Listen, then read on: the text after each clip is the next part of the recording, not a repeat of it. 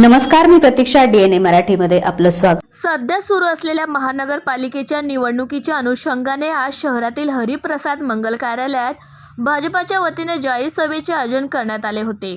यावेळी व्यासपीठावर महसूल मंत्री चंद्रशेखर बावनकुळे, राज्यमंत्री तथा पालकमंत्री मेघना बोर्डीकर, माजी आमदार सुरेश वरपुडकर, महानगर जिल्हाध्यक्ष शिवाजी भरोसे, ग्रामीण जिल्हाध्यक्ष सुरेश भुमरेसह भारतीय जनता पक्षाचे पदाधिकारी व निवडणुकीच्या मैदानात उभे असलेले उमेदवार व मतदार बांधव मोठ्या संख्येने उपस्थित होते।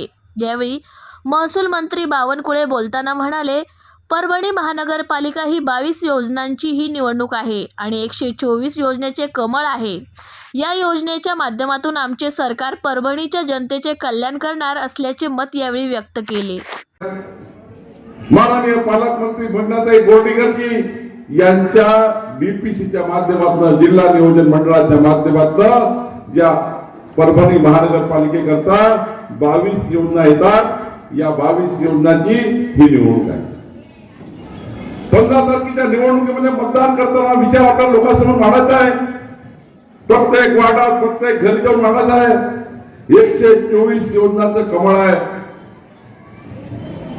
124 योजनांचं कमळ आहे आणि 124 योजना घेऊन आपलं सरकार परभणी महानगरपालिकेच्या गरीब माणसाचं कल्याण करणार आहे। एकीकडे कमळ आहे, दुसरीकडे बाकी लोक आहे। कमळ हे विकासाचं कमळ आहे, बाकी लोकांचा डब्बा गोल आहे।